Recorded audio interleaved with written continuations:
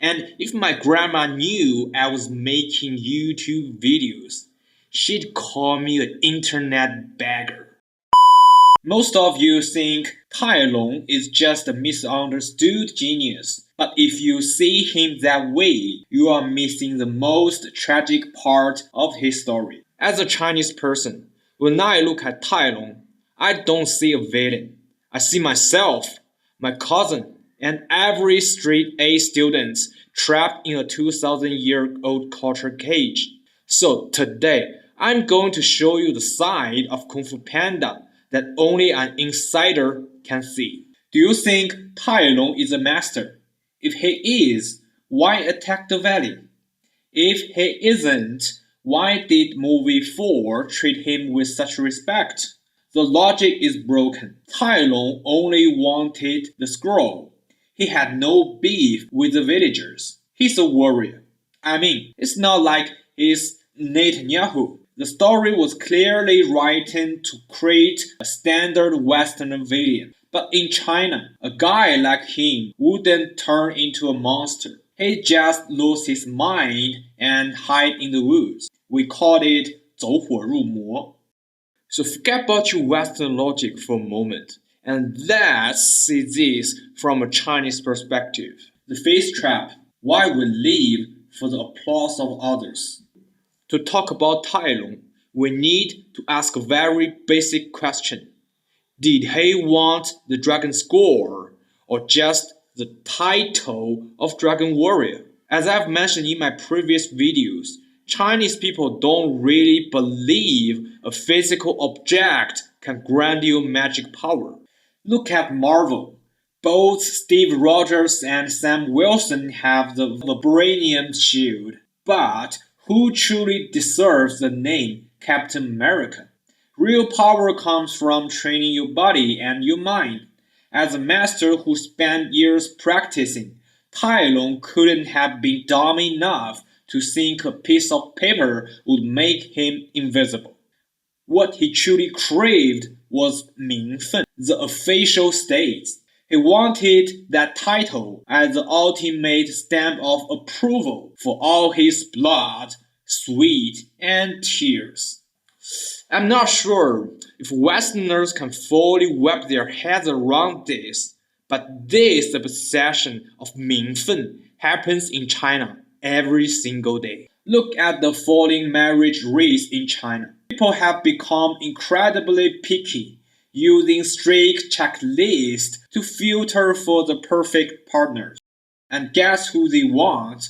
Lawyers, the heroes of justice, doctors, the lifesavers, teachers. Well, you know China is the most education-obsessed country on earth. But will marrying these people actually make your life better? Think about it. Lawyers can be fast talkers who argue for a living. Doctors might literally drop dead for overwork in the ER. And teachers, they don't make much money and often have a massive temper. The real reason people want them is for the official states.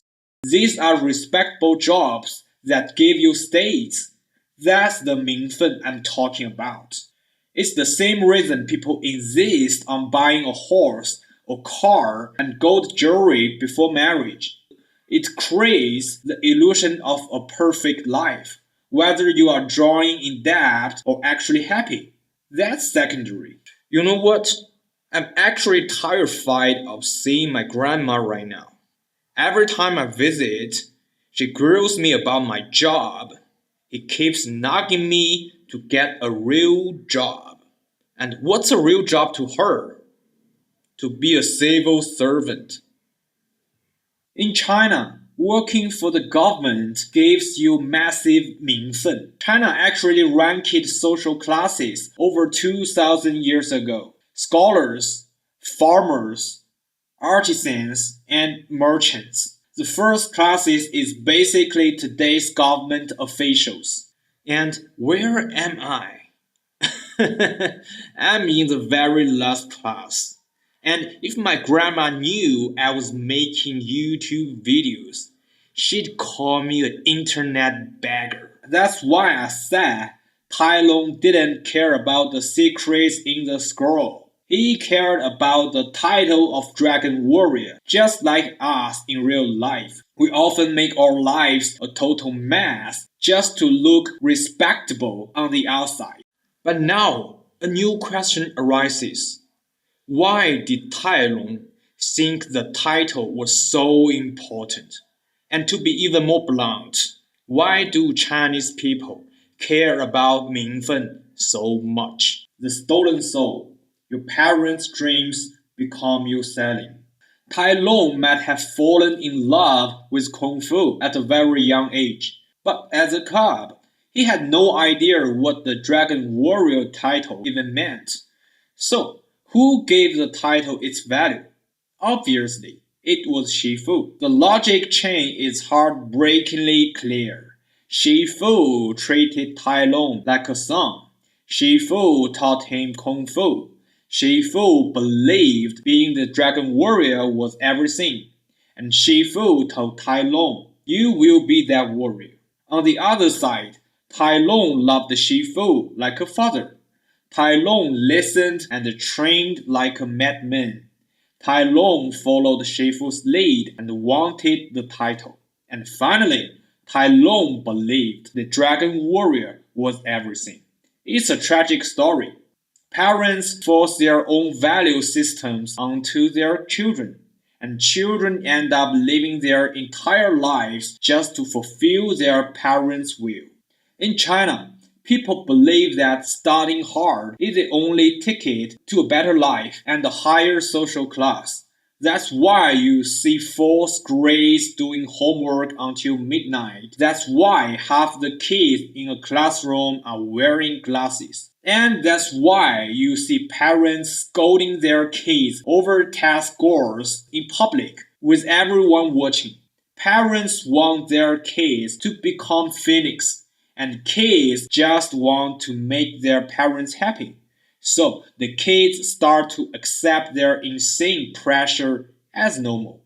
A few nights ago, I visited my aunt, and it's already 10 p.m. And my 17-year-old cousin was still buried in his work. You couldn't believe it, that his textbooks and practicing exams were piled so high on the desk that I couldn't even see his head. I don't know if he liked his life, but he never complains. It's hard to say if this hell mode education in East Asia is right or wrong, but there is one thing I'm sure of. Living and working entirely for someone else's expectations is dangerous. When that outside pressure suddenly disappears, people fall into a total identity crisis. In China, most parents know that studying is important, so they force their kids into high intensity training. But that's where their knowledge ends. Many of these parents don't actually have a high level of education themselves. This leads to a disaster. After 12 years of blood and sweat, the kids finally get into college.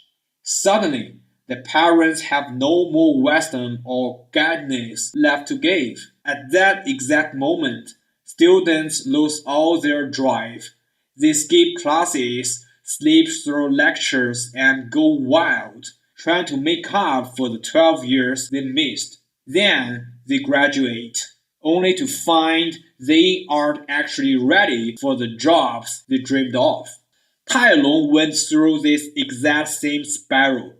He pushed him to the limit, his obsession with the scroll growing every single day, followed by 20 years of rotting in a prison cell.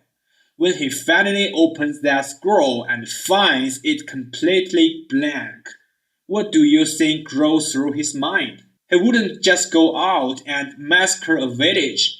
He would lose his grip on reality. The reason the dragon scroll is blank is that it requires you to fill it with yourself. But the tragedy is that in that very moment, Tai Lung realized he didn't have a self at all. the mirror of shame, from breaking down to breaking free. I know that Western society is often described as a guilty culture. Roughly speaking, it means if you do something wrong, you feel guilty inside, believing that God or your conscience will punish you. But this logic doesn't really apply in China. We live in a shame culture. In China, when you fail, you don't just feel guilty, you feel disgraced. You feel you have let down your parents, your society, and even your country. This shame culture shares the same DNA as Ming Fen we talked about earlier. In a collective society like China, it's almost impossible not to obsess over how people see and judge you. To fit into the mainstream social ranking, we push ourselves to the limit for higher degrees. Even though society doesn't actually need this many overeducated people. To fulfill our parents' wishes, we throw ourselves into high intensity studying, even though the return on investment for education is hitting an all time low. To gain a voice in society, we carefully pick our jobs and titles, even though we couldn't care less about the work itself. To earn the respect of our relatives and friends, we take out massive loans to buy property, even if it means being a slave to a 30-year mortgage. When Westerners see Tai Lung, they feel sorry for him. When we see Tai Lung, we feel deep sense of powerlessness because his life mirrors our own far too closely. I believe that someone as skilled as Tai Lung must have known deeply that he should just let go. He should accept that he wasn't Dragon Warrior. But even when you know the truth, making a change is the hardest thing in the world. Is it hard to be yourself? In a movie, it's easy. In real life, it's a battle. It might be the biggest single question that haunts us our entire life. When can we truly know ourselves? When can we accept ourselves?